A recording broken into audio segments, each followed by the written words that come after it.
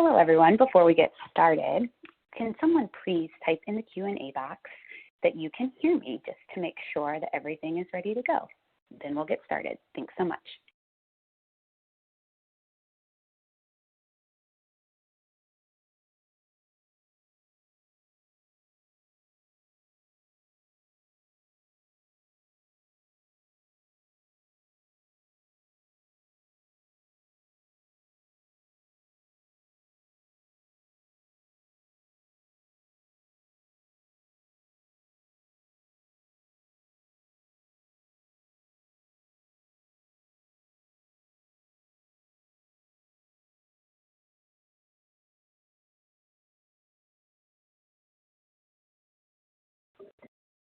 Hello again, everyone, and welcome to our webinar, Stay Connected Virtual Networking, of our series, Adapting to COVID-19, Higher Ed in the Transition to Online Learning. Please connect with us using the hashtags MCCA Webinar, COVID-19, and Better Together, and visit our website for updates. In today's session, Stephanie Pettis will discuss the importance of staying connected, various ways to connect virtually, how to avoid virtual burnout, who else is tired of Zoom, and she will also discuss the dynamic we are seeing between those that are successful working from home and those that are, well, maybe not so much. If you have any questions during the presentation or comments, please type them in the Q&A box and we will answer them at the end. Our presenter today is Stephanie Pettis. Stephanie Pettis, APR CPRC, has 21 years experience in marketing, research, strategic communications, legislative affairs, media relations, executive communications, website design and management, copywriting, and social media management. She has extensive experience in higher education, business, and industry. Her work has been recognized by professional organizations such as the American Association of Community Colleges, Alabama Community College System Public Relations Association, the Alabama Rural Electric Cooperative Communications Association, the Association of Florida Colleges, the Florida Community College System, Florida Public Relations Association, and the National Council for Marketing and Public Relations. That paragraph has me wanting to be on a beach, all dimensions of Florida. Pettis is a member of the Northwest Florida Coast chapter of the Florida Public Relations Association and serves as the chapter's president. She was chosen for the chapter's 2018 Joe Curley Rising Leader Award. The Joe Curley Rising Leader Award is intended to identify and honor up-and-coming individual FPRA members that demonstrate emerging leadership traits along with dedicated active involvement in FPRA chapter activities. She is a graduate of Leadership Clark County and Leadership Monroe County and Leadership Okaloosa County. She serves on the board of directors for the Shelter House Domestic and Sexual Violence Center. Pettis served on the National Board of Directors for the National Council for Marketing and Public Relations for 3 years as Director at Large. She is a graduate of Troy University and holds a bachelor's degree in Public Relations, Print Journalism, and a master's degree in Strategic Communications, summa cum laude. She is a graduate of Columbia Southern University with a master's in Business Administration. She earned an accreditation in Public Relations in 2015 through the Public Relations Society of America's Universal Accreditation Board and a certified Public Relations Counselor credential in 2018 from the Florida Public Relations Association. She is also a graduate of the University of Alabama College of Education Continuing Studies, Alabama Community College Leadership Academy. I will now hand it over to Stephanie. Thank you so much. It's such an honor to be with you guys today. I am in Florida today, so I've moved around a bit, but I am here in Florida today to connect with you all virtually, and I wish that I could have an opportunity to shake everyone's hand and say hello and that type of thing. So if you have a chance to connect with us on social, please do that. You know, I think that we all still believe that connections in public relations in our industry are vital to what we do, and more so to be able to do that virtually because of the limitations with travel and things along those lines. So hopefully I will have the opportunity in the future to meet you all face to face and we can hang out and celebrate the fact that we are no longer quarantined. So today I want to talk to you about Stay Connected because I think we as a virtual company, and you guys I know have heard from other of my colleagues from 25th Hour Communications, we are a fully virtual company. So we have been doing this for quite some time. I personally myself have been working from home for about 2 years, but I will tell you that it still tends to be a challenge some days. It really just depends on what's happening. As you all know, technology does not always work the way that we want it to. So there's all kinds of different things that you still have to look through and work through. And so today, also, our theme is to be grace, because Kaylin and I talked about this last week, is that so many people, I mean, quarantine, we did not choose quarantine. Quarantine chose us, and we were all thrown into it. You did not choose to work from home. I have colleagues at the colleges that I work with that have sent me text messages since this all started and said this working from home thing is just not for me. I get it. I have to help people through it all the time, so it's something that is a continued work in progress. So I hope that you guys have questions at the end. I hope that you have ideas. I would love for us to have kind of a brainstorming session at the end in relation to questions or in addition to questions. So, yeah, go ahead and be putting your thinking cap on and get some ideas together, because I think the more that we can share, the better off that we all will be moving forward. So moving through our slides. Slide 2. So we are a virtual company. We're located in all time zones. So we have people in Hawaii all the way to Boston. So that is another thing that we work through at all hours of the day and time, is making sure that we are accommodating time zones for different people. So that's another thing that we face as a challenge, a little bit of an opportunity and a challenge that we look at in order to make things work best for everyone in the time zones where they are. We do have weekly meetings. We have those meetings every Tuesday at 1 p.m. Central Time. So even if we don't really have an agenda, if we don't have anything to talk about, our leader, our president, Jennifer Aries, who founded the company about 12 years ago, she feels like it's very important to still have those meetings, even if we don't have anything on the agenda. And we may literally just be there for like 10 or 15 minutes just to connect and say, how's everybody doing? Everybody feeling okay today? Anybody have anything they need to talk about? So we always try to do that unless we are all just completely pulled in different directions, because that gives us the opportunity to connect. Because working from home, you can go through a situation where you may not see people or engage with people all day long, except for over the phone or maybe a screen. So it's just good to have an opportunity to have that connection. So our core values are actually founded on a lot of these principles. People first is the first core value. It says that we believe in our families, we believe in our extended families, and extended families are guys like you, clients that we have that we work with on a daily basis. Integrity, hard work with no sacrifice in excellence or quality. Hustle, that's putting the energy and excitement into all that we do with our clients, getting the best out of everyone. We'll talk about that in a few slides. Renegades, we are adventurers and renegades. We're undertaking new experiences by pushing the limits for ourselves and our clients. I will say again, quarantine is not one of those adventures that we chose. It happened. So here we are. We're all making up the new rules, finding out what that new normal is. Inclusive, sitting at the table, rolling up our sleeves and getting to work. On a day-to-day basis, we are there at the table. I may have 2 or 3 president's cabinet meetings a week that I sit in on. It just depends on how their calendar falls. But I sit in on president cabinets from West Virginia, Colorado, also in North Carolina. So there's all kinds of different things that we do, but we are there. We are at the table just like you guys are. So that's really, really fun, part of our job. Disruptive, we never settle for the status quo. Fun, we're committed to leading the industry, celebrating, laughing, and having fun along the way. So we'll discuss some of those things, and we'll discuss some of the nonverbals that I hope you picked up on as I was talking about those core values. So this is our team. We have our CEO, Trish Lamantia, here. She actually lives in California near LA. And then also here in this center is Jennifer Aries, our president, who lives in Boston.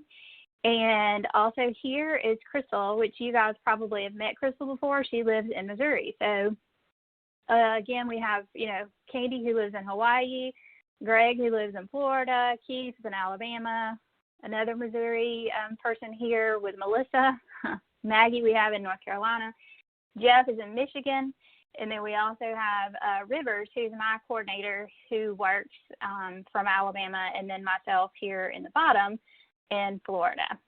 So that is a little bit of our team there. These are our meetings that we have, like I said, on Tuesdays, and then we also have kind of a leadership meeting on Thursdays. One thing I wanted to share with you guys also is that we do have a blog. We have a top 25 work from home tips list that we've put together on the blog. A few of those things that I wanted us to kind of highlight. One of the things that I think is really important to staying engaged and on top of things and working from home is to make sure that you set yourself up to be successful like it's going to be a normal day. Like you are getting up, going out to work, doing your thing. Get up at the same time that you normally would. Go for a walk or go for a drive and then come back in the door and start your work day. I know Jennifer, sometimes she'll say, even if you just go outside, walk around the block, come back in and say, okay, I'm at work now. It's just a way to get yourself and your mind kind of to that work mode for the day. Also, stick to a regular work schedule. This one I will say is very difficult for me. I still work on this one every single day. So that means just, making the day a little bit more structured for yourself so that when you're coming in, you're sitting down to work, and then you actually, you close the door at the end of your work day and you set your time up to be successful and spending time and having fun with your family. So make sure you do that. Walk laps, block segments of time for work calls, for actual work time. We'll talk about that too with Zoom. Quality playlists. This is going to sound really funny, but a lot of people are accustomed to the fact that there's kind of that background noise in an office. And when you work from home, if you don't have kids that are there also because you're now a homeschool parent, or if you don't have a spouse that's there, it tends to be kind of too quiet. So having that background noise or something that you can kind of zone out with is really, really helpful. Check out for lunch, step away. Like I said, keep that as close to normal work mode as you possibly can. And one thing that I do that is extremely helpful to me is I use the Ivy Lee method. It's choosing the top 6 items at the end of your day that you need to be ready to focus on the next day. I got this from the book Atomic Habits by James Clear. I highly recommend it. But it just gives me an opportunity to, at the end of the day, I kind of sit down, and this works for, someone who works in an office every day too. But I think for me, it really helps working from home because it helps me focus. So at the end of the day, I go through my list of what I've had for the day. I go through my emails, and I choose the top 6 items that I need to make sure that I work on the next day. So that way, when I first sit down in the morning, I have those top 6 items, and it also gives you kind of that push forward to say, okay, here are my top 6 items. I've accomplished 3 of them already. I'm on a roll. Let's go. Let's keep this going. So it's just kind of a motivating way to keep yourself on task, but then also to keep you motivated to get finished with that list. So again, company culture, I think, is something that a lot of people are talking about during this. It's very difficult if you have a really strong company culture to keep that in a work from home situation. So one thing I've heard, a colleague of mine had mentioned to me that her company uses what they call employer user guides. So if you have employees that are traditionally not working from home, but you're trying to make sure that you keep that culture, you can establish an employee user guide, and it's kind of like a user guide for Stephanie, or a user guide for Kaylin, or anyone in your organization that says, okay, how do you work best? How does Kaylin work best? what's the best way to communicate with Caitlin? What's the best way to communicate with Stephanie? And then that sets you up to be successful when you're working with this person, even though you're not like able to get up and walk in the office and talk to them and have that communication face to face. It gives you an opportunity to learn more about people. And then also keep a higher level and professionalism and communication going. And it also helps to continue that work culture that you can't feed into as much when you're face-to-face and you're on-site in your office. So I think that's a really great idea. I would definitely encourage that as a way to keep your company culture intact when your culture has basically been changed without any plan of that change. So visit our website. The blog is at the top right. Top 25 work from home tips. So let's see. What does the research say? So as a public relations practitioner, we all know that research is key. And we all know that there's got to be tons and tons of research that's going to happen after this event. But then also, you know, what does it look like? How did this affect public relations? How did this affect communications moving forward? We all understand that crisis communication, of course, was huge and critical and imperative during this time, but how did it affect us as communicators in general? Well, Reagan Communications actually did a study about this. It's COVID-19's impact on communications. And I can share this link, this information with you guys, but if you visit Reagan Communications, it's a public relations firm, you can check that out. You can look at the report, and I'm going to show you a little bit of details about that report as well. So top communication channels that they found through this research, no surprise here, Zoom, Skype, WebEx, FaceTime, Slack, Teams, Google Hangouts, Google Chat, you name it. But here's what I thought was really interesting. So they had 400 people respond to this survey, 400 communicators from across the country. The survey took place April 3rd through to April 15th. 40% of the respondents were internal communicators, 20 were external, and 40% were a combination of both. They still cited that email was the most effective way to engage with employees. And if I could see you now, I would say, please raise your hand if you have gotten too many emails, if you're tired of emails, if you find people are sending you more emails during this time frame and that is not effective. I get it. I hear you. So I thought this was very interesting that a lot of people still find that email, 86% cite email as still the most effective channel during COVID-19. Virtual meetings come in as number 2, 59%. Then also an intranet. I don't know how many of you guys have those for your colleges. Super helpful. Phone teleconferences, messaging apps, Slack, Teams, all of the things that you guys have probably used or have access to use with your teams.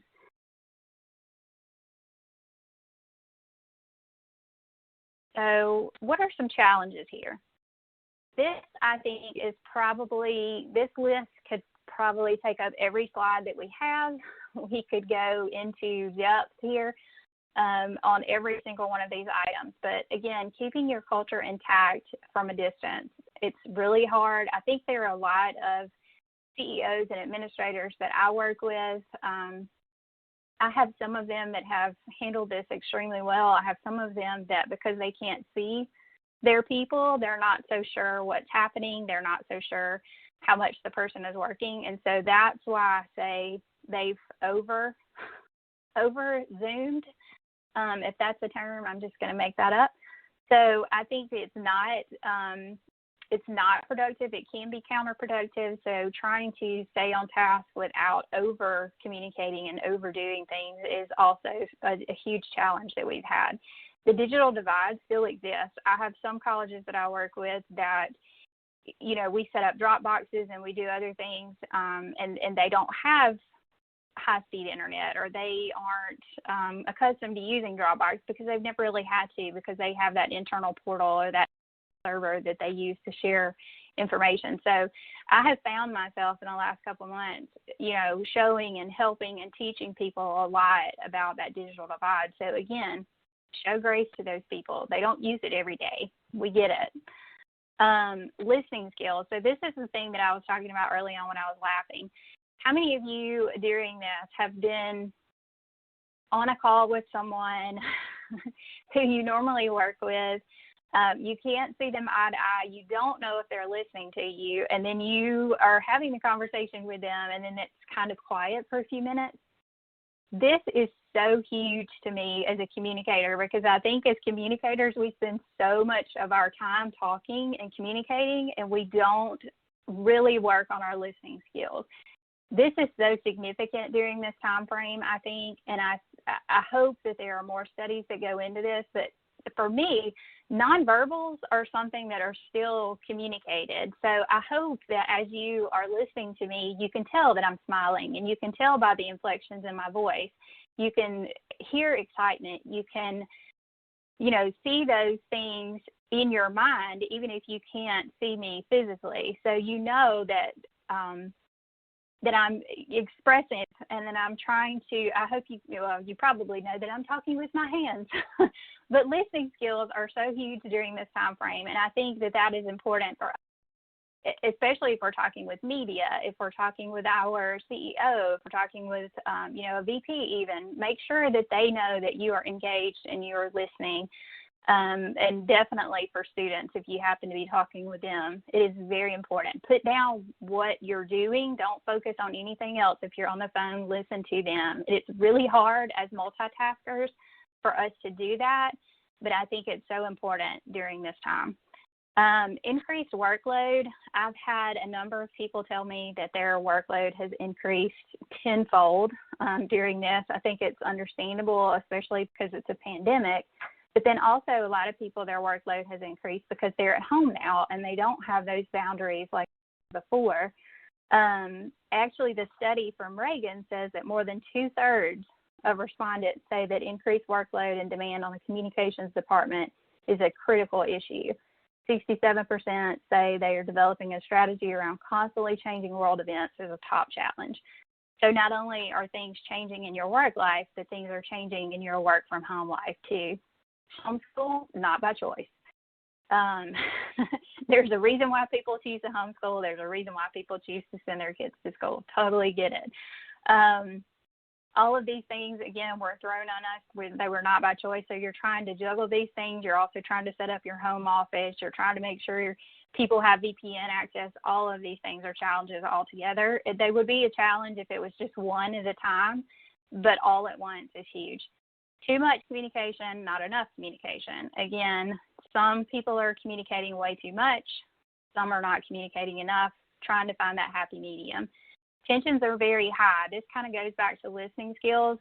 I've also worked with a lot of people recently that because they are so frustrated with the amount of things that are happening, tensions are very high. So you have to be careful with your listening skills, your verbals, your nonverbals, all of the things, and make sure that you're, showing grace and being patient with people as much as possible if they need your help. Health factors are huge. You may have someone in your family who's being tested for COVID-19. You may be waiting to see if they have it, or you may just be concerned. You may be fearful. So all of these things are challenges to the work from home environment. Opportunities. This is a great opportunity to continue to work on your corporate culture, your college culture, even the culture just within your department. Show appreciation, show recognition. Every time that we have our team meetings and every time we have our local professional development group meetings with our Florida Public Relations Association, we show appreciation and recognition. So we give an opportunity for everybody at the beginning to say, okay, what are some wins? Can you share with us, what are people celebrating? Does anybody have a kudo that they would like to share with another colleague? Or does anybody have any way that they want to show appreciation to someone else? And each time in our team meetings, we always do that. And you can always see the person's face just kind of light up when someone thanks them for really pitching in on a project or really stepping it up. It's huge. Celebrate those accomplishments together. Stay on task and organized just as you would an in-person meeting. Agendas are not canceled. I have also been on meetings recently through the pandemic where there is no agenda. No one put one together because things are so kind of up in the air. Nobody really thought to put it together because you don't have it to print and hand to people. So agendas are not canceled. Everything else is canceled, but make sure that you're sticking to that time frame, that you're still aware of the fact that other people have meetings, they have Zooms, they have other things that they have to get back to. The agendas will help us continue to be productive and stick with that time frame. Innovative ways to share, team building, generate ideas, find unique ways to keep up your organizational culture again. More productive, using that Ivy Lee method, using that way of finding those top 6 items at the end of the day. There's also an opportunity here because there are new appreciation levels coming for these communication positions, the things that you guys do every single day. There's a new appreciation for it because you are the people who are on the front line saying, okay, everything is not on campus anymore. Everything is now virtual. Everything is now online. Everything is this, that. There is a huge appreciation, I feel, for our positions, for public relations and communications positions coming from this situation. Let's see. Let's get to some fun stuff. So here's some fun stuff for ways to keep engaged. Virtual challenges before, after, and during meetings. So we have had scavenger hunts.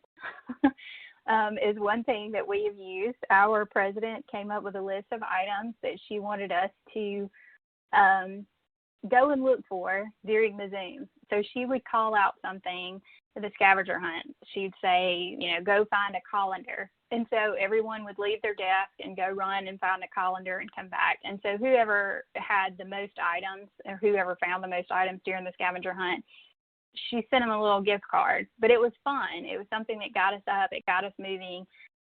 Obviously, it was very different, but also someone wins at the end of the day. And I mean, who doesn't want to win? A stress-free channel for sharing. I have one college who they've created kind of an internal.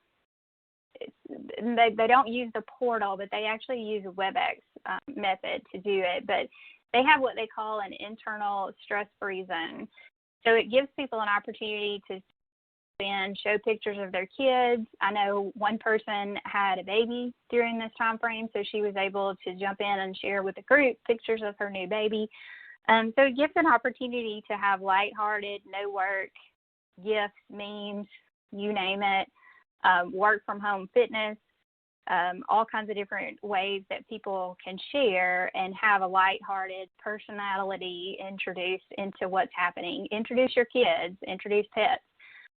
We also change screen names. So on Zoom, if you have your name that pops up, we occasionally, our president will say, everyone change your screen name to your favorite ice cream.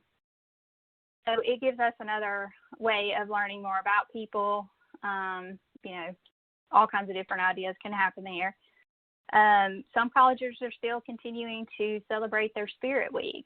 They're using it as an opportunity to post photos, tag, using a hashtag. People can follow it. People can still win. People can still dress up and still participate in Spirit Week for their colleges. So, fun is not canceled either. So there are ways that you can continue to try to keep up that culture and definitely should try to continue to keep up that culture even in spite of what's happening. Schedule times for interaction. Again, schedule times for interaction, but then schedule times for work, schedule times for call. We do that as well. We also have virtual happy hours where we all meet up and there's no work discussion. There's nothing that comes up about work. We just talk about, what's your favorite cocktail? What are you guys going to have for dinner? What are you watching on Netflix? All kinds of different stuff, but it is a work-free zone. Our president loves conference call bingo. She uses it all the time. I think she prints it out for herself every week. I've seen several variations of that. So if you need a conference call bingo card, let me know and we can shoot those your way. I have one friend who also has roundtable warm-ups. So just as you would have an icebreaker with your colleagues at a meeting, she also goes around and has a roundtable warm-up icebreaker. So she may throw out a question as well. A lot of people use the roundtable at the end of the meeting, just like they would in person, so that they can go around the room, so to speak, and make sure that everyone has an opportunity to engage. Nothing's worse than having a Zoom situation where you have who wants to say something, and then you're constantly, this person interjects and this person doesn't have a chance to talk. So give that undivided attention to everyone at the beginning or the end of the meeting, so they have time for comments, or they have time to throw something out if they have something to add. Story time. One of our public relations chapters here is actually offering story time for kids. So as a volunteer opportunity, each one of the members from that chapter are reading a story. I think they do those once a week, and so they just go live on Facebook and they read a story for kids. And then, of course, they can share it from their own personal accounts, and it's really fun. It's something that me and several of our colleagues have tuned into, just because it's fun to see our colleagues, just kind of wind down and do something that's really fun in that way. Virtual happy hours, of course. I'll show you some pictures from that.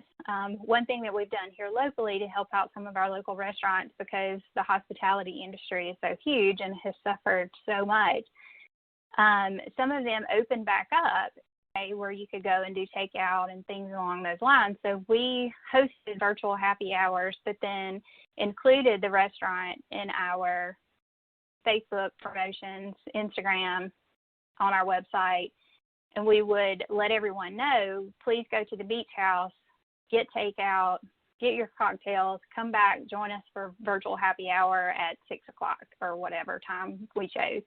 That has been huge for us. We've had a really great turnout, and the restaurants have loved it because it gives them an opportunity. It's free publicity for them, but it gives them an opportunity to try to continue to increase their sales when they haven't really had the ability to do a lot of outreach during this time frame. Slack is, again, another opportunity for internal channel for stress-free sharing. I will say, having different groups on Slack can be good. It can also at times be distracting. So just make sure that, there are some parameters put around Slack. Keep it classy. Okay, so this large group here is our statewide FPRA group. So this is everyone in the entire state of Florida that's a part of our group. It's probably the largest Zoom that I've been involved with. It was a record Zoom number for me. We had this meeting last Saturday to discuss some of our plans for state conference, which has been canceled, and some other, key things that needed to be discussed for the rest of the chapter year, which ends in August. So it was a lot of fun, though. I mean, you have people all the way from the Panhandle here, where we are in Destin, and all the way down to Tampa, Orlando. So it was a lot of fun to still be able to see everyone, and several people, their kids came into the mix, and so that was a lot of fun as well. This in the bottom corner here is one of our virtual happy hours. So you'll see several people kind of drop in and out. We'll set sort of a time frame, like an hour, and people just kind of come and go as they need to, and it's a lot of fun. Again, a work-free zone. No one talks about work. No one talks about quarantine. No one talks about COVID-19. We just talk about general information, general things that we can do, ways that we can help out, ways that we can help our people and colleagues in our area who have lost jobs. A lot of fun, Let's see. Before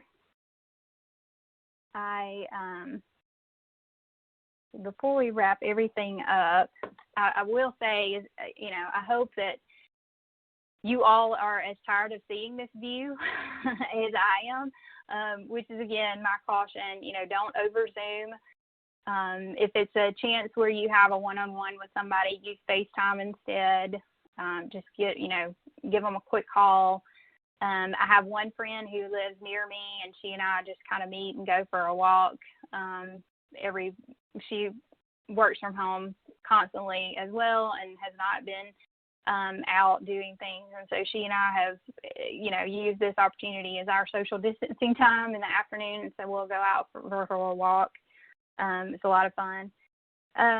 Lastly, I wanted to share with you from PR Daily and Banner Snack Blog, there are 3 things that they encourage people to do for important things to successfully work from home. So structure, again, having a carefully planned out day can help you to accomplish the task. So again, those top 6, that Ivy League method, I highly encourage that. Also, number 2, deadlines. Imposed deadlines can help you defeat that procrastination. It's really hard to work from home sometimes, and you have students now. You're a stay-at-home parent. You're a stay-at-home instructor. You're a stay-at-home homeschool parent. All of those things that you did not plan for. So a lot of times things along those lines can hinder your work. So having something that gives you an opportunity to try to combat some of that procrastination because of other things and other distractions, deadlines are really good for that. And by all means, take breaks.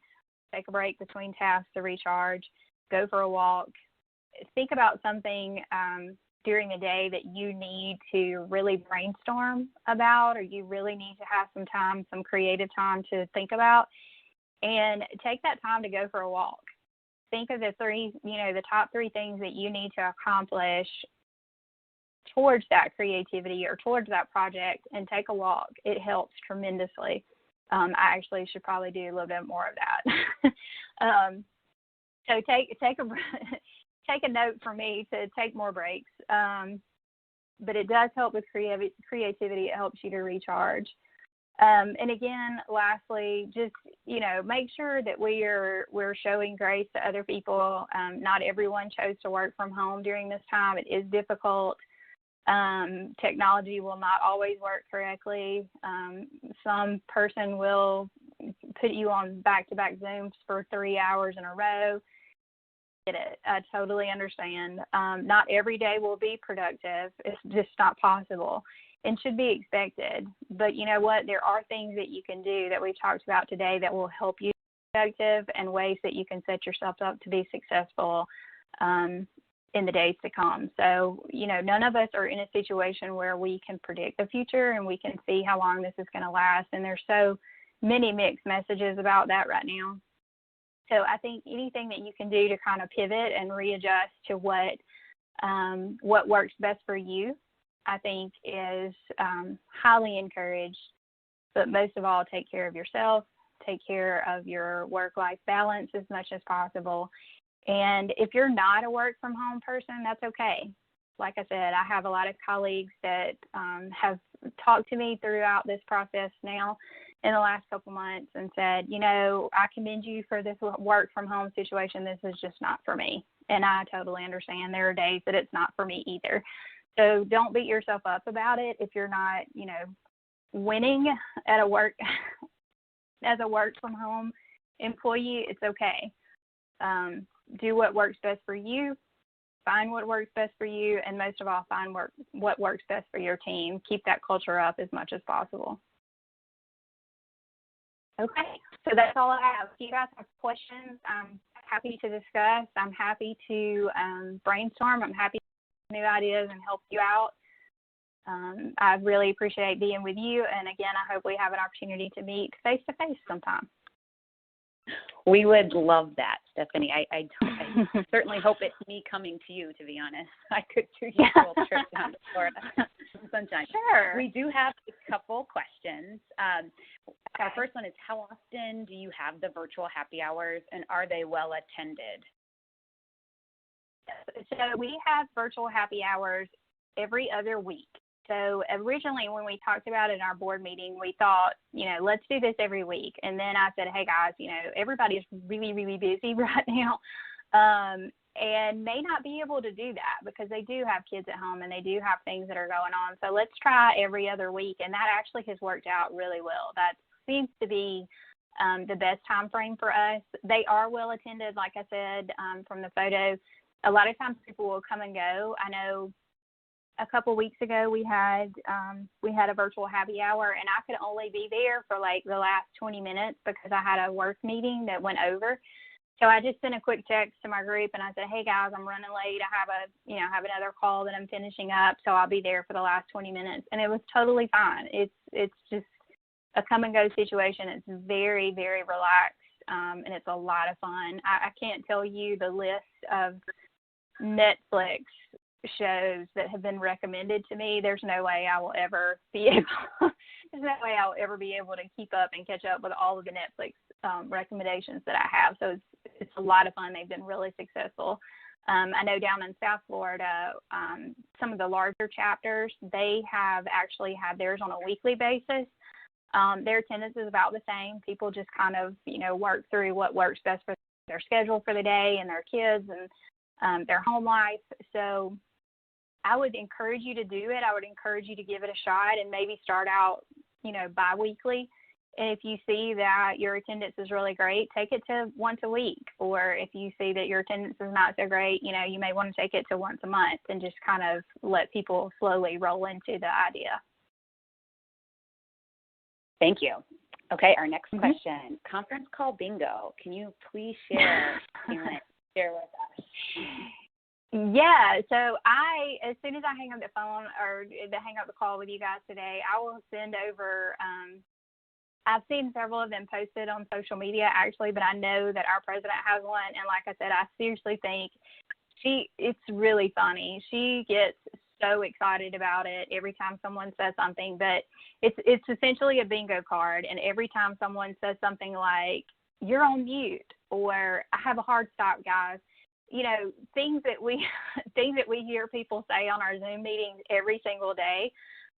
If someone says it, then you have the opportunity to mark it off on your bingo card. And,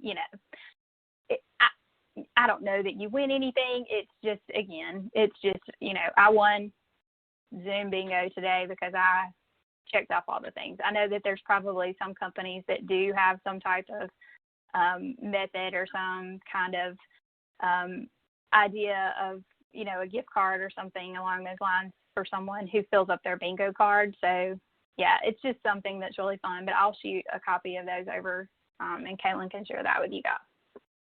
Please do. I hope on one of the squares someone's face is too close to the camera, because that inevitably happens to me. Yes. Someone thinks they're to be right there in the camera. Yeah, it's definitely things like that. It's you're on mute, or your video is not working, or your screen's frozen. All kinds of things that we hear people say all the time. It's too funny. All right, our next question. Funny. Do you have a suggestion on how to handle someone taking over a meeting by either talking too much or asking lots of questions while on a Zoom or a phone call? Yeah, again, it's keeping that structure. We have that situation as well.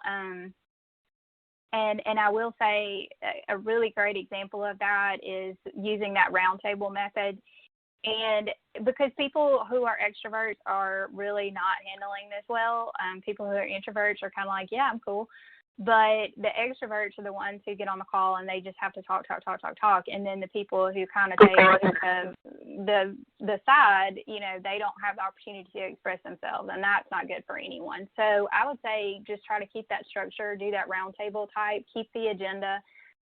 If you have people in the meeting that are going to be on the meeting, say, okay, it's this person's time to talk now, it's this person's time to talk. And, I conducted a board meeting with our group this morning, and I did the same thing. I sent them the agenda yesterday, and I said, okay, here's our outline for the day, and I just try to keep them on task as much as possible.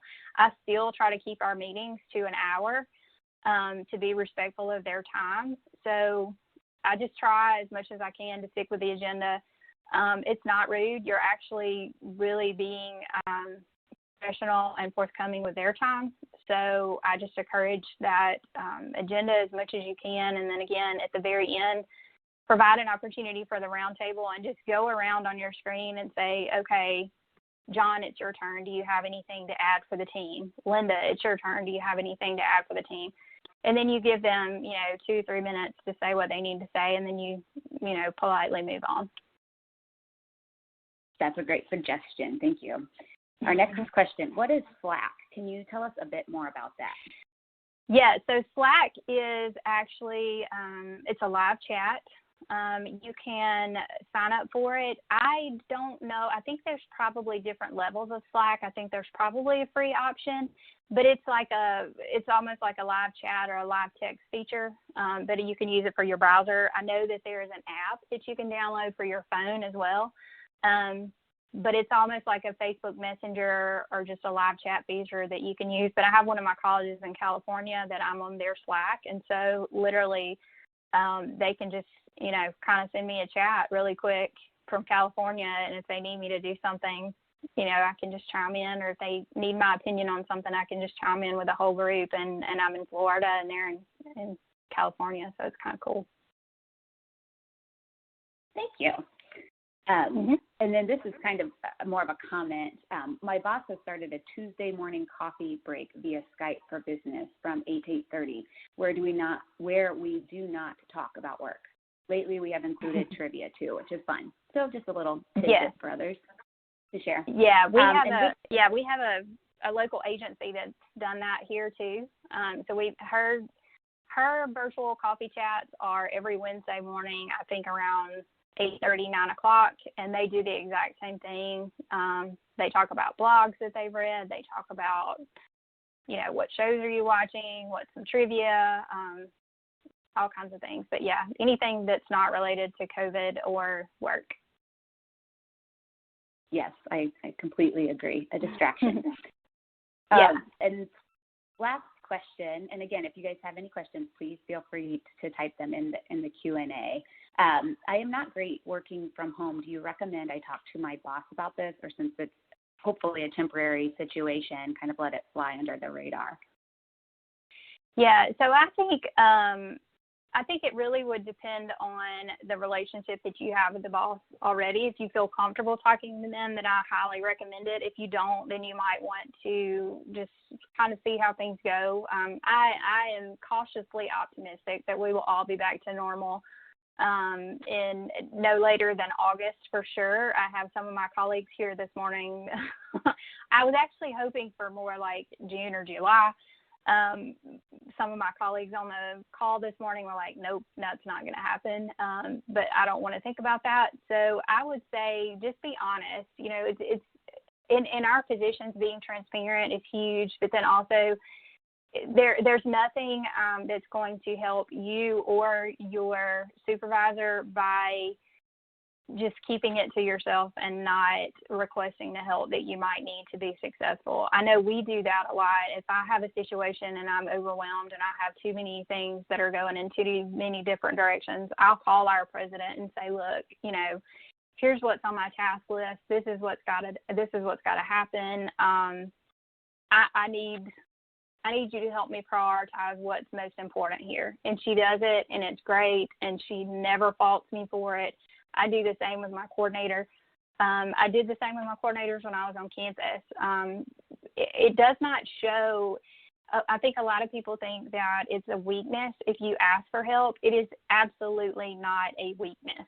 It is a weakness to not ask for help and not reach out if there's, some encouragement you need, or if there's some help that you need in a particular situation. So I would encourage you to do that. I would encourage you to talk to your supervisor if you feel like, that's if the person is approachable. Otherwise, you have information here on the screen. If you want to contact me, if you want to talk about it offline, I'm happy to help out. Thank you very much. Well, I don't see any more questions, so I'll go ahead and wrap it up. But if a question does pop up, I'll jump back to it. But I'll go ahead and wrap up today's webinar. I want to thank everyone for joining us, and a huge, huge thank you to our presenter, Stephanie. She's been amazing to work with. She jumped in on this pretty fast, had a quick turnaround, and was really a pleasure to work with. So huge thank you to you, and hopefully we get to work together again soon. And we will be sending a recording of today's webinar to everyone that registered. You will get that via email. You will also be getting a survey. So if you please can take that survey, it helps us to plan events such as this. You can learn more about our webinar series on our website, mccatoday.org, and click on the coronavirus banner at the top of the page. You can feel free to share these with anyone. They are complimentary to everybody. We are developing these in real time, so there will be changes. Check in with us often, and of course, we will send you notifications as well. Our next session is a virtual town hall meeting with Commissioner Zora Mulligan and Director Rob Dixon next Wednesday, May 13th at 10:45. I can't believe it's already mid-May next week. Time is flying by in quarantine. And you can please connect with us if there's any other way we can serve you during this time. We've also created an online forum you can access through your member portal. You can share and gain useful resources at this time. Again, you can share today's experience on social using hashtags MCCA webinar, Better Together, and COVID-19. Thank you all again. I didn't see any more questions, so we can go ahead and say goodbye and have a great day. Thank you all very much. Thank you.